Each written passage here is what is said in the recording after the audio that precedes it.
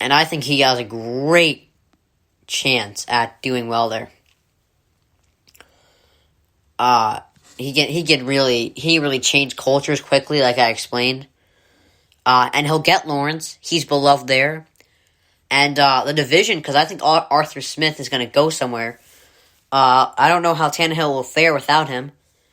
I'm sure he'll be fine, but I don't think he'll be this good as he has been for the last 2 years. So the division is kind of wide open. And Colts also a question mark at quarterback. So the division is kind of open, especially in the next 3 years.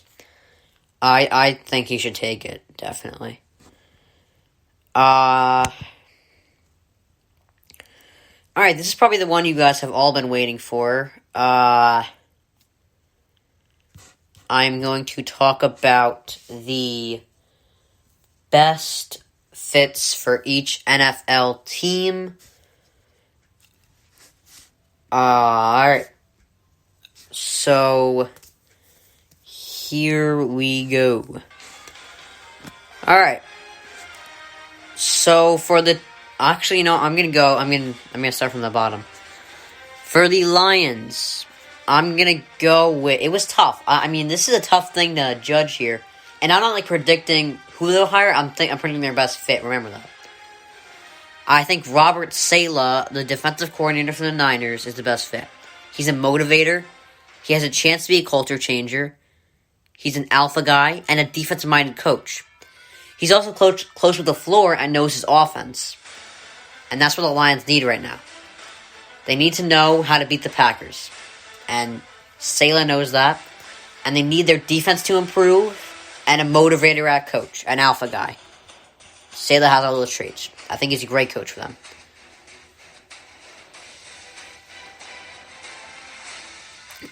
So the Texans, I'm going to go with Eric B. Enemy. First of all, Watson wants him. So if you want to keep Watson, you're going to hire Eric B. Enemy.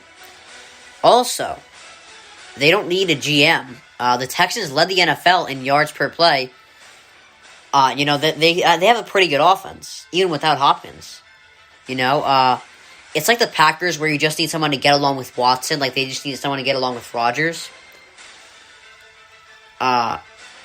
But the thing is, the Texans also need a defense, and they're not like the Packers bad. They're just a bad defense. But they're not a terrible team actually. They had no coach the entire year, so it's a little tough there.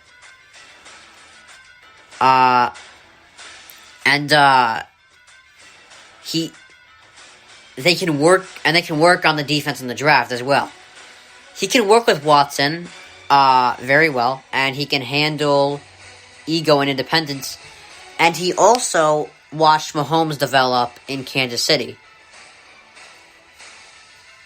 We'll see how he does there. I think Texans take the enemy. Or they should take the enemy, at least.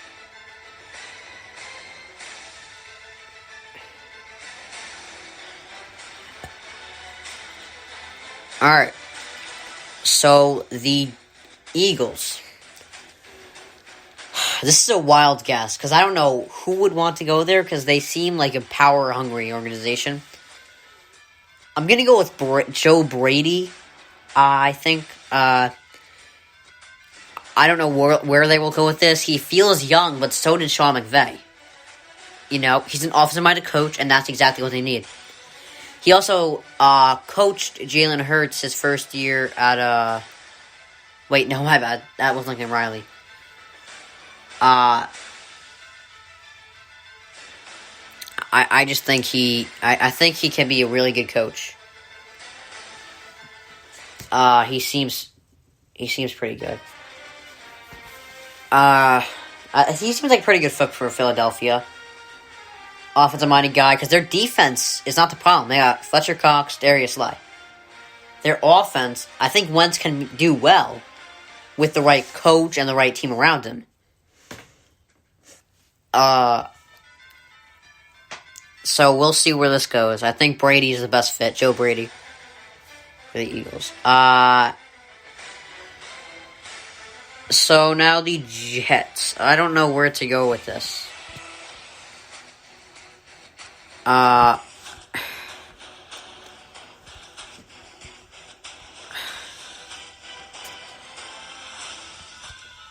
gonna go.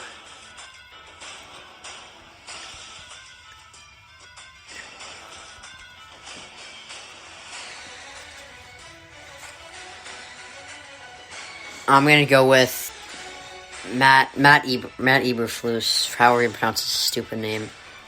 That's a tough one. I wanted to go Garrett. I feel like people would think I'm crazy if I pick Garrett though, considering how bad his year was this year. But Garrett, he's highly functional. He doesn't talk much. He knows how to handle the media. He's educated and gets the game. He's from New Jersey, or around New York area. So, he seems good there. But if you guys think I'm crazy, then I'm gonna go with Matt Eberflus. How do you pronounce his name? Because he's a defensive coach, and that's what the Jets kind of need right now, I feel like. I feel like he's the best coach for them, and the best defensive coach there. So Garrett or Eberflus would be a good fit. So, on to the Falcons. I think the best fit here is Arthur Smith, offensive coordinator for the Titans.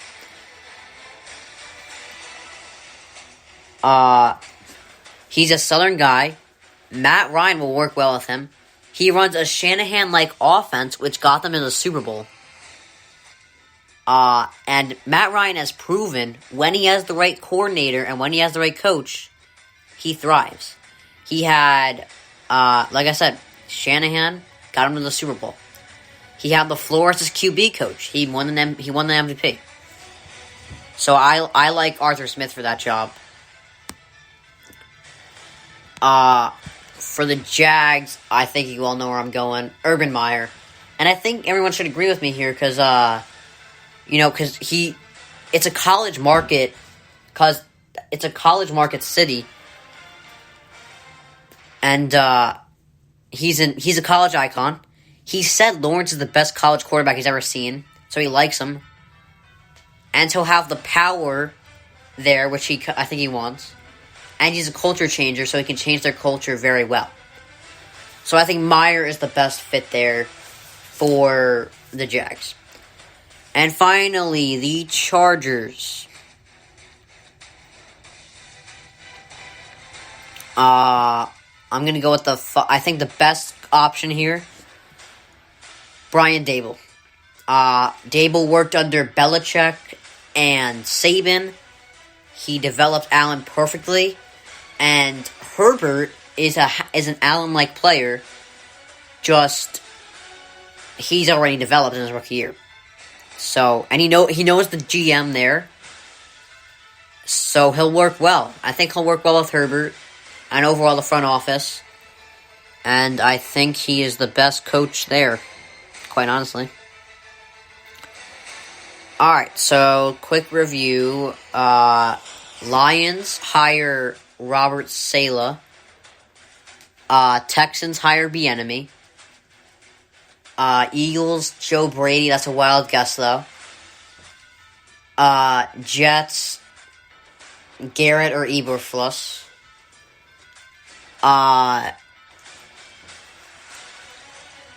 Falcons, Arthur Smith. Jags, Urban Meyer. And finally, Chargers hire Brian Daboll.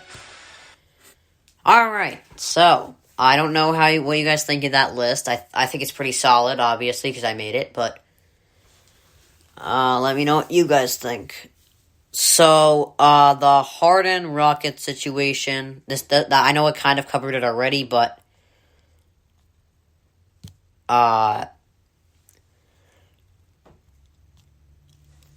now this is the main topic. Like the main topic earlier was Kyrie. Alright, so this is on him. They gave him a great backcourt partner in CP3. like I said, selfless, passes it, while Harden's ball dominant. It seemed like the perfect marriage. And I feel like he's the one who blew that. Like I said, signed great role players. Tucker, Ariza, Gordon. You know, he couldn't win anything, and he didn't sacrifice anything. You know, LeBron, like, he's not sacrificing anything because he's not, like, leaving or anything, making moves. LeBron and KD sacrificed criticism when joining the Heat and Warriors. After that, LeBron sacrificed his legacy by going to a then dysfunctional Cavs and a then dysfunctional Lakers. And Steph, I've seen him sacrifice money so he can stay with the Warriors. You know, Harden's not sacrificing anything. He's staying there. And he looked terrible and out of shape.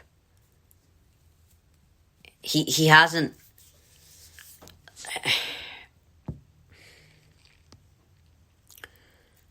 I don't like him. I don't like what I'm seeing from him right now. I just don't think he has the championship DNA. I don't know what other people think about this, but that's what I think. I don't like it. All right. So there's a lot of news out there, so I'm about to cover more of the recent news here. All right, let's go. All right. So Eagles reach out to Riley, like I already mentioned. I think he'd be great for the Eagles to hire. He can turn around QBs on the flip, like Urban Meyer can turn around culture. He can turn around QBs. He's incredible as a coach, and he coached Jalen Hurts at Oklahoma for the 1 year he was there. He was great. I just don't think he should make the jump yet, and I don't think the Eagles are a good coaching job. So I don't know how he'll view that, but that's my take on it. I mean, I don't think he should go, but I think he would be a great pick for them.